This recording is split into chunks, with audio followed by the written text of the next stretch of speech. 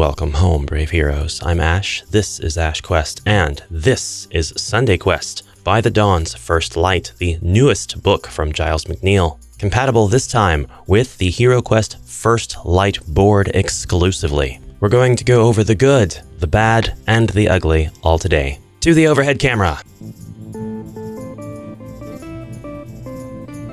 The very first thing that I want to do when I see this book is sing my country's national anthem. SundayQuest by the Dawn's First Light is a HeroQuest adventure by Giles McNeil for use with the First Light board. You're going to notice a couple of glaring things that we will address, things that are inconsistent with my usual presentations here on the channel, and yes, I promise we will get to that. But first, breaking this down into what it is our newest 7-quest expansion from Giles McNeil, who is known for authoring the SundayQuest series and providing free quests every single week. Over at Ye Old Inn, purchase of the quest books is not necessary to acquire these quests as they are normally available for free, with the exception of a few timed exclusives. There are 7 quests in this book. Well, technically 14, but as you will soon see, the quests are presented in both the classic style, which is going to be consistent with all of your previous SundayQuest works, as well as a brand new 2021 compatible style. So you get the exact same 7 quests presented in both styles. It is great to finally have a resource that utilizes the First Light board, although I think that there are a couple of other quest creators that have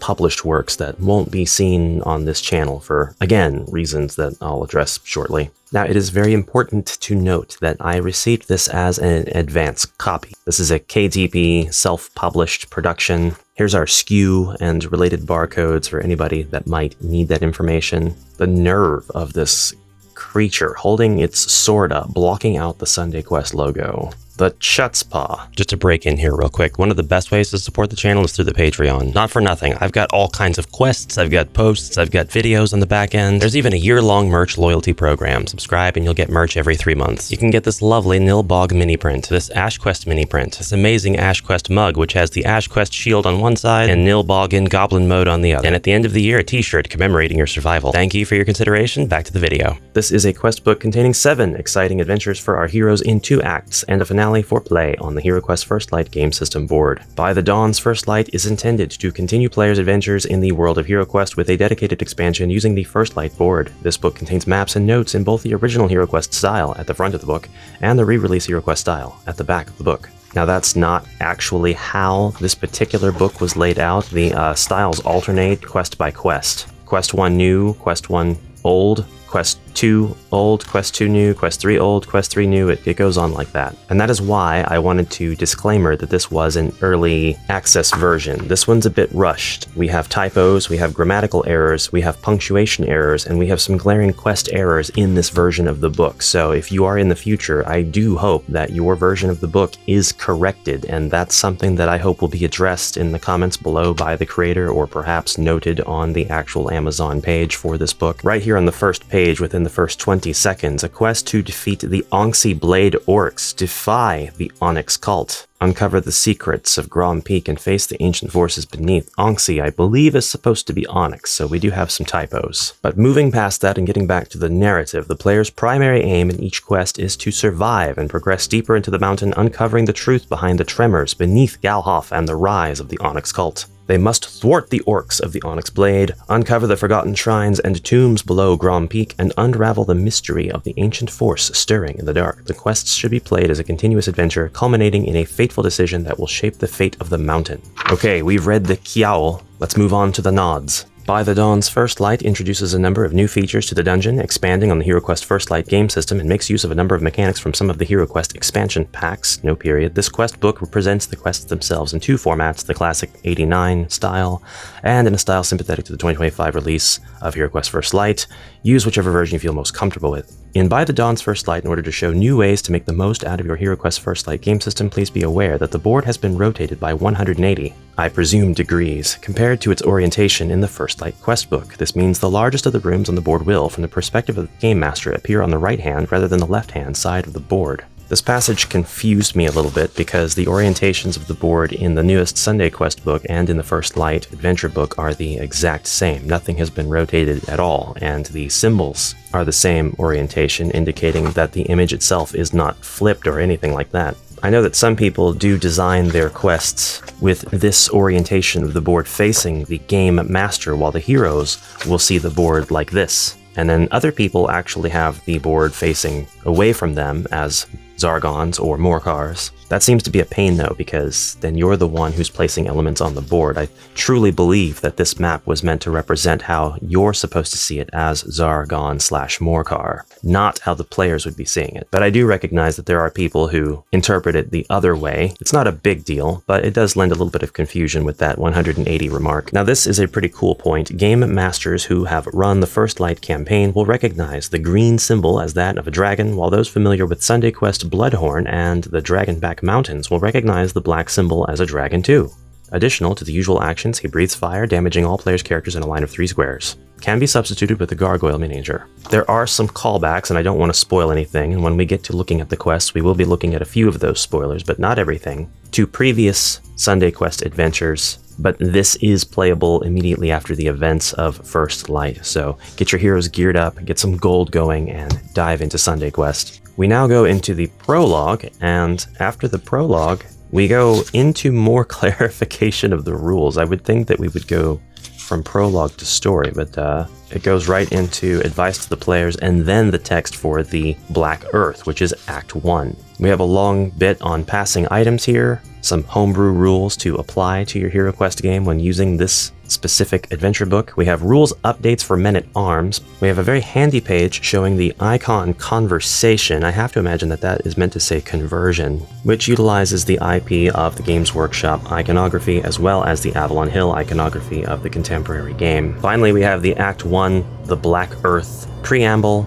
and then we get into the quests. And this is Quest 1, The Shaking Deep. This is the old-style version of the quest. Strange tremors have shaken the earth beneath Galhof, a quiet village in the shadow of Gallerschlossa. Homes and fields have vanished into yawning sinkholes, and the villagers whisper of sounds deep below. Iron on stone, echoing through the dark. You are to descend into the ruins of the old dwarven mines to uncover the cause, but you know the history of this place. I fear this is no mere collapse. Something ancient is stirring, and chaos seeks it. Something that I thought was interesting about this specific book is the notes. We are told exactly where the quest begins on the stairway tile. This goes a little bit further than just placing a quest note saying the heroes begin here. It tells you exactly which room on the board and attempts to describe the room most of the time in terms of its size in tiles. Is it necessary? I'm not sure. I'd like to think that it increases the accessibility of the quest in some manner, but you do get that as a quest note as well. This is the exit to the quest in quest note E, and there's quest note E right there, the door, and the exit for this quest is an exit doorway. C, note E, it's the large room on the right. It's important that this is played as a continuous series of quests, so heroes are not able to replenish their mind or body points in between quests or hire men-at-arms. You'll basically end one quest and then immediately begin the next quest with your current attributes. The Shaking Deep goes on to be presented in its new version, and then we get into Shrine of the Forgotten Flame, which I think I've taken a peek at right here on the channel before, and I pointed out that in this version we actually have 2 icons representing the armory racks.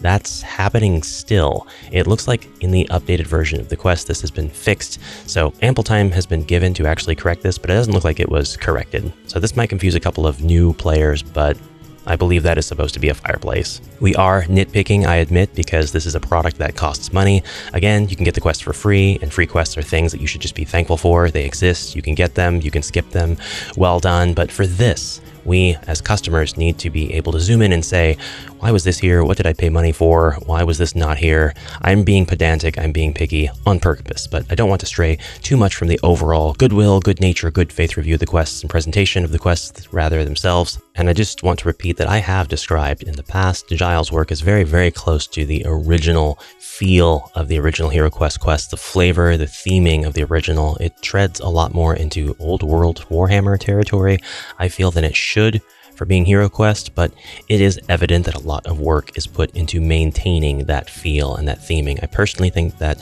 the Onyx Cult is my favorite quest in the book, maybe my second favorite. It has a lot to do with the formation of the greenskins around this area and the secret rooms. The symmetry of it is attractive, and I actually really like that. And this quest has multiple exits. You could actually start this quest and navigate straight to the end if you just follow this path. The quest text does say to make sure to note which exit you take, but I like how there is a lot of unused space here. This does kind of feel like what an old, I should say classic HeroQuest designer might do. They have all of this just to have your players kind of questioning what's around the next corner, what's around the next corner, and then by the time they get pretty comfortable with no enemies in the hallways whatsoever and get tricked out by a couple of rooms here like this one, which is just completely empty. Boom, secret door, boom, secret door. Oh, what treasures are inside? Bam, no treasure, just an army of orcs and goblins. I like this Chaos Sorcerer. This is Knockrox, the Onyx Seer. And yes, this book is going to make references to Chaos, not Dread. So we've got conflicting magics here. Even if you are using the contemporary style of the quest, everything is chaos, chaos, chaos. It's fair on the one hand because the old version of HeroQuest used chaos as part of its world building. The new HeroQuest, in order to distance itself from the still being used chaos concepts of Warhammer, Age of Sigmar, has replaced chaos with dread, but we don't get dread with the contemporary quest versions.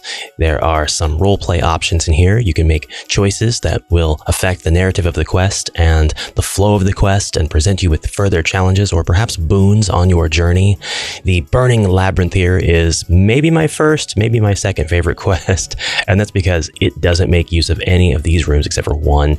It just lets you run through the corridors. We have a lot of falling rocks. We have some blocked off spaces, but really not too many of those at all. In fact, just one I see, and then you're tasked with running through this labyrinth of stone. There are some enemies to avoid, and if you are unable to escape your entrapment by the falling rock traps, well, you will simply perish. That will happen here in the upper left corner. That will happen here if you are not careful. Kind of a very sour moment if that happens. It's like playing Lone Wolf with the same character and getting to book 5 and then turning to a passage, and the passage just says you have died immediately. No takesy backsies. For the quest Stonefire Dawn, we have a very short, very small quest description. And then for the new version, we have this much more descriptive preamble. It's very curious that not all of the quests are the exact same from the old version to the new version. I mentioned earlier that we had a glaring issue with a quest note. It is here, quest note B in the Gate of Barad-dûr. There is no quest note B in the text whatsoever. Now this could be because another quest references this quest note. It says if you do this thing, then you may open the quest's note B rooms, chests in the Gate of Barad-dûr later on. I don't know. I don't think that's how quest notes are supposed to work, but it is something that I found to be kind of surprising. And there was just one more issue here in Stonefire Dawn's quest note for the new version. Without spoiling any of the surrounding text, when the count reaches 0, if the quest hasn't ended, say to the players, a deep roar rolls through the mountain. We have multiple quotation marks and everything. The same text appears in the old version of the quest, so it's evident that it was copy-pasted, which means that the decision to have the quest preamble text be different for the old version of the quest and the new version of the quest, I don't know. I don't know if that's deliberate still or not. Anyways, let's switch back over to the main camera. All right, so I really don't want to be hard on the SundayQuest series. It is a long-running series. It is well-respected and beloved by a lot of HeroQuest players. Giles does a service by creating these quests every week and uploading them and sharing them. This book lacks QA. It lacks it. It seriously needs it. And again, this is an early release. But if it's an early release that actually has no distinct changes from the final release, then this is by far the least attentive work yet. We have missing punctuations, we have repeated words, we have double quote, we have a lot of things in here that could be caught with attentive QA, with a nose to the grindstone process. So the quality assurance portion, that is something that I hope can get the attention back, because that's not something that's common with the SundayQuest books whatsoever. And that's kind of why I said that I felt this one was very rushed. Together with the furniture issue, the quest note issue, those are just the things that I found, and I went over this with a not so fine-tooth comb. Now, if these were all fixed and the newest version comes out and it's grand, feel free to correct me in the comments below. I would actually really appreciate knowing, and everybody else who is looking at this might appreciate knowing that the book is fixed. Now, for most of you, that's where this video ends. For the rest of you who might be questioning certain things that you no doubt saw throughout the video, I'm going to address that now, and this is where we get into the ugly portion. With all due respect to the creator, this needs to be said. The artwork on here is AI generated, and it is extremely sloppy. It brings the value of the book down tremendously. There are art inserts in here that are completely unnecessary, that don't lend any sort of immersion to the story. They don't lend any value to the book. They don't lend any sense of cool or awe to the overall experience of working through the book. I gotta show you this dragon, if indeed that's what it looks like. It looks like an enemy from Super Mario World. It is the goofiest looking thing.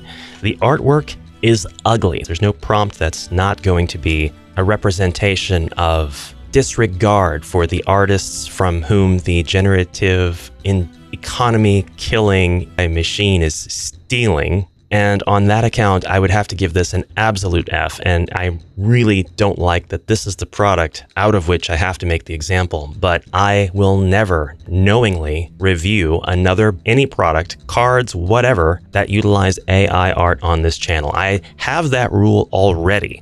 But I have made an exception for this, the last SundayQuest book that I will look at on the channel until unless the AI ridiculousness can cease. I understand the viewpoint that it helps the accessibility of those who lack artistic talents, and I'm here to tell you there's another easier way that is completely ethical, totally free, almost completely free. At any rate, it costs significantly less than your internet bill to become artistically talented. The pencil is right there. If you are the type who believes that you cannot release something with your own inferior art, then you wouldn't be using AI art to begin with. That's already a huge mark that there is inferior talent at work here. To be absent of AI is to embrace the soul in which you have created your work. The inclusion of AI art also makes me wonder if AI is used for the storyline and for the game mechanics, and for that reason, I no longer feel I can really trust the entirety of the brand. That's a very strong point to make. It's not one that I make lightly. Any company or individual or entity that utilizes AI in one aspect has shown demonstrably that they're okay with the consequences of doing so, and there's no telling where that really stops. I realize that not everybody is going to share my strong opinions about AI, particularly those people who really want to use it to help themselves. And when I talk about AI, it's very important that I mark a significant distinction. I am truly only really speaking about generative AI for visuals like art and video. I, as a customer, would never pay money knowingly for anything that included the generative art that devalues not just the product, but the works of all of the artists from which it is taking without their consent. I realize there are going to be comments like, oh, but if you think about it, that's how a human works, which is incorrect. There will be whataboutisms. I'm not convincible at this point. I wasn't 6 months ago, and I'm still not. But that is my rant and rave. I do thank you, Giles, for providing me with a copy of By the Dawn's First Light. It will be included in a future giveaway. To those who have stuck with me and who may be in support or perhaps just completely indifferent to my views on AI, thank you. For those who support the channel but disagree with my views on AI, thank you. To those who have supported the channel up to this point but find my complete rant against AI a total surprise, where have you been? And to those who are furiously typing in the comments below, I mean, it's great for the engagement. Keep it up. Thank you. It kind of helps no matter what. I've come to accept that. It won't change my mind, but it helps regardless. So just keep it civil. Just keep it civil down there. Thank you all so much for your kind attention, and I will see you in the next soulful human-created adventure. Until then, have a fantastic rest of your day, and onward for now.